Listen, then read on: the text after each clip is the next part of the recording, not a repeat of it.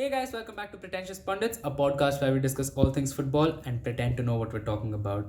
As you can see, I'm back with the lads, Hari, Fawaz, and Yasir. Hey guys, Hari this side. Hey guys. Hey guys. And today we're also joined by Shashik. Hey guys, how's it going? Whom you may recognize from our last episode, which, if you haven't checked out already, please go ahead and do so. It's now out on YouTube, Spotify, and Apple Podcasts. The links to streaming which will be in the bio of our Instagram page @ Pretentious Pundits. Without any further ado, let's get into the preview of Game Week 2. So my prediction for the first match was Everton versus West Brom. I feel Everton will get an easy win because compared to West Brom, they have a better attack and a better midfield. And my prediction for the second match, Southampton between Tottenham, I feel Southampton will get the win because Tottenham have not been at their best over the past few weeks, and Southampton, although they lost their first match, were pretty dominating in that. So the scorelines which I predict for the first match, a 2-1 victory for Everton, and for the second match, a 1-0 victory for Southampton. Yeah, the next game I'll be talking about is Aston Villa versus Sheffield United. It'll be played at Villa Park. This is Aston Villa's first game in the Premier League. They did play in the Carabao Cup against Burton Hove Albion. They won 3-1. They successfully managed to keep Jack Grealish at the club. They tied him down to a 5-year deal. I think that is huge for the club as he's the captain and he's been there since he was 8 years old. So I think it's huge for Aston Villa, and also they have made a number of signings. They signed Arsenal's goalkeeper Emiliano Martinez. They signed Ollie Watkins from Brentford, and they also signed Matty Cash from from Nottingham Forest. So I think these have been great additions to the squad, which will help them compete in the Premier League, and hopefully they can stay more comfortably than they did last year, which is they almost went down to the championship on the last day of the Premier League. It was a miraculous escape, and I hope Aston Villa fans would not like to see this again. And coming to Sheffield United, I think they had a brilliant season last time around. They did so well. They finished 9th position, but this season has been the complete opposite. They lost the first game against Wolves 2-0, and then in midweek they lost the Carabao Cup tie against Burnley in the penalties, unfortunately. So I think this game is going to be a really cagey affair. It's going to be two teams going head to head. I think it's a 6-pointer because I think these two teams will eventually end up competing to get out of the relegation places. So I think this is going to be a great watch, and hopefully we'll get to see a good game, and we'll see who comes out on top. Yeah, the next game is a London derby, Arsenal versus West Ham United. It'll be played at the Emirates Stadium, which is Arsenal's home ground. I think Arsenal were brilliant in the last game against Fulham. They won 3-0 at Craven Cottage. I think they put in a brilliant performance. They were defensively solid, and their new signings contributed a lot to the team. Willian contributed with 2 assists, and Gabriel got a goal. I think that will be huge for Gabriel as it will really boost his confidence, and he can take it forward in the upcoming games. And the signing of Aubameyang, I think Aubameyang signing a new contract is a huge deal for a club because he's so important. He's the captain. He scores so many important goals, and I think keeping him at the club for 3 years is huge for Arsenal. And also they have been linked with players like Houssam Aouar and Thomas Partey. I think Mikel Arteta really likes these players, and I think he will really force the board to make these signings for him to increase the quality Arsenal have in their midfield. I think Arsenal are doing great right now. They made a lot of transfers as well. They bought in players like Willian, Gabriel, like I mentioned earlier. So it looks great for Arsenal, but it does not look so great for West Ham United because they lost their first game with the score of 2-0 against Newcastle United. I think they have to improve. I think David Moyes has to find a solution to get the most out of his players and the squad that he has. I think the board is the owners are looking to sell the club as well. So I think it's a really bad time for the West Ham United fans, and I hope things will get better for them. Yeah, and West Ham United, their owners are listening to offers to sell the club as well. I think this is not a good look for the club right now, as I think David Moyes has to make his players focus on the job at hand. They have to focus and turn their fortunes around, because if it's too late, then I think West Ham will be going down into the championship. I think West Ham have enough quality in their squad with the likes of, they have so many players: Manuel Lanzini, Yarmolenko. There's so many. The list goes on and on. So I think David Moyes has to turn the fortunes around and do it as soon as possible. And this game might be the right place to start, because their fixture list, upcoming fixtures, look really difficult, with them playing Spurs, Wolves, and so many other top six sides in a very short space of time. So it's gonna be a cagey affair. I think West Ham are not gonna make it easy for Arsenal, but Arsenal, with their quality in midfield and in the front line, I think they'll beat West Ham easily. Hopefully for Arsenal fans. Okay, so I'm going to be talking about Man vs Crystal Palace. Finally, my team is playing their first game. Really excited to watch them play tomorrow. So coming straight away to the lineups, I think Manu will go for the 4-0-0, which they played for the majority of the season last year. Goalkeeper position is still in doubt. I was just watching the press conference few hours ago, where Ole said that you will come to know tomorrow who's going to start, but both of them have been in really good form. Yeah, I'm talking about David De Gea and Dean Henderson. As for the defense, Harry Maguire, Lindelof will be the central defenders. Aaron Wan-Bissaka and Luke Shaw will be the fullbacks. The midfield, I think Nemanja Matic will play the defensive mid, and Bruno Fernandes and Pogba might start. Pogba has recovered from his injury. He's recovered from COVID-19, so he might start, or Ole might give Van der Beek chance to start. He played 90 minutes for them as well against Aston Villa. And the front three, you guys know that Ole will opt for Greenwood, Martial, and Rashford, with Rashford and Greenwood playing in either of the wings and Martial playing as a centre forward. Manu finished the season really well, third place and Europa League semi-finals, even though they didn't go on till the finals and win the competition. And their front three have scored good goals, so I'm expecting the same from them. And with Van der Beek and Bruno Fernandes coming in, they might chip in with extra goals and assists. So the squad depth is really good, and I have high hopes on them. As for Crystal Palace, same 4-4-2, park the bus.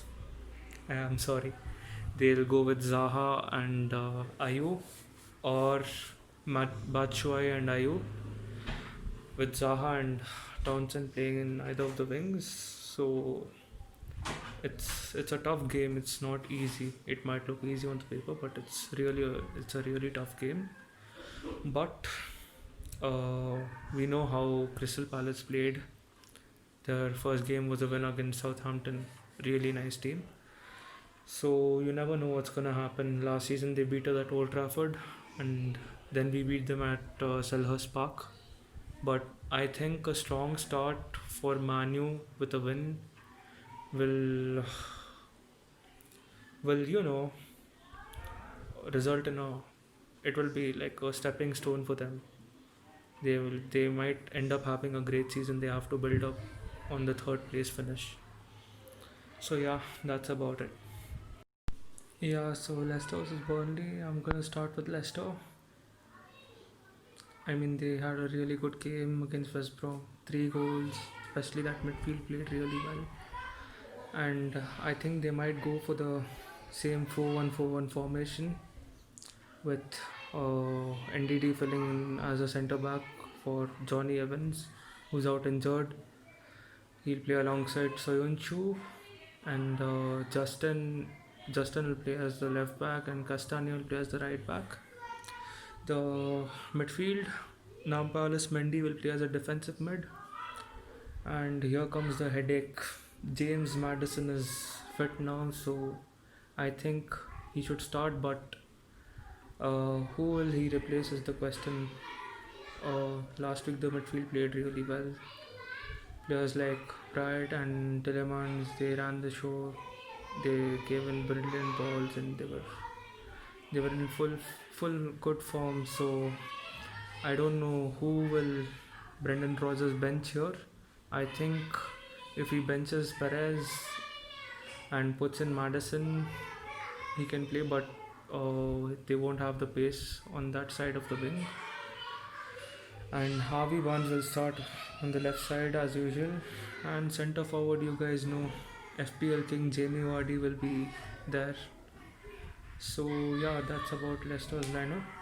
Coming to Burnley now, they've had a lot of injury problems. Tarkowski is injured, but he might feature. He's 75% fit, so we don't know. And Ben Mee is injured. There's no chance him coming, so Phil Bardsley will play. And the midfield, Goodmanson is injured. He got injured against Sheffield in the League Cup. So Dwight McNeil will be playing. And front two, they are going for the 4-4-2. So J. Rodriguez and Chris Wood might start. They both played well last season, so Sean Dyche will go with them. And there's Vidra who might come off the bench. Okay, so coming to the overall game, I think it's gonna be a tough one because Burnley are a really unpredictable team. They sit back, they defend really well, and players like Chris Wood, J. Rodriguez, they'll just come up with the goal somehow. If Tarkowski plays, he's really dangerous with the set pieces. But if Leicester get those few chances, if the midfield plays well, if they find Jamie Vardy, then nothing like it. So I'm going here for Leicester win because Leicester have already played a game and they won. And since this is Burnley's first game, I think Burnley will go. I think they might lose. Yeah, that's it. So Newcastle welcome Brighton to St James's Park on Sunday as the Premier League action continues for both the teams. So when it comes to head-to-head encounters between Newcastle and Brighton, the stats are pretty even. In the past 10 encounters, Brighton have won 4, drawn 4 and lost 2. The most recent being a 0-0 draw in July. Newcastle looked very impressive against West Ham United. They have invested heavily in the transfer window with new signings like Callum Wilson, Ryan Fraser, as well as Jamal Lewis. These are a few of the latest additions. They already have existing players like Alain Saint-Maximin, as well as players like Matty Longstaff and Miguel Almiron, Joel Linton, who are surely going to do well in the upcoming game. As for Brighton, they have done a really good job under Graham Potter. They have a lot of young talent like Tariq Lamptey, Vias Bissouma, Neil Maupay. They're just some of the players who we have to keep an eye on during this game weekend. The match could go either way as we have seen from previous results, but I feel like Brighton will have the slight edge as they did play really well against a packed Chelsea side. So that's it for Newcastle versus Brighton. So another game to really look forward to this season is Wolves versus Manchester City. It's a game that no one would want to miss. The game, according to me, is going to be a really tight game because last season Wolves were only one of the two teams to beat Manchester City twice the previous season. I mean, they did the double over Manchester City. They've had a really good start to the season this time around. They picked up a 2-0 victory over Sheffield last week. The goal scorers were Jimenez as well as Roman Saiz, the debutant. As for City, they are going to be hungry and fierce as they come back to the Premier League to try to dethrone Liverpool as champions. A player that we cannot miss is Kevin De Bruyne. He did win the PFA Player of the Year last year, and I'm pretty sure he'll be looking to continue his great form. Also for City, the debutant Nathan Ake, if Guardiola does decide to play him, he would be one player to watch. If I'm not wrong, Sergio Aguero might be out for the match against Wolves, but we'll have to wait and see on that. Apart from that, I feel like the game is going to be very open and very hard to call because of the courage and the effort that Wolves put into the match, but also because of Manchester City. I mean, they are an amazing team, and they are packed all over the pitch as well as on the bench. So it's going to be a really good game to watch, a really fun game to watch as well. So don't miss the game, and yeah, enjoy, guys. Leeds host Fulham. Both the newly promoted sides will have a point to prove after they lost their opening game day fixtures against Liverpool and Arsenal. Leeds have already shown us that they can play some beautiful football, and Marcelo Bielsa with his new regime has completely transformed this team. They actually look like they're here to stay, and they've already shown us by scoring 3 goals against the reigning champions that they are not going to go down very easily, and definitely not without a fight. The football they are playing is so fluent and it's so pressurizing for the opposition to deal with, which is probably what is going to be the downfall of Fulham, who have already shown us that they have defensive woes. As you've seen in the previous game day against Arsenal, they weren't able to deal with the chances fully, and they should have probably defended much better. But yeah, nevertheless, if they fix their defensive woes, they might be able to nick a point off Leeds in this game week. But nothing is for sure in the PL, so we'll just have to wait and watch.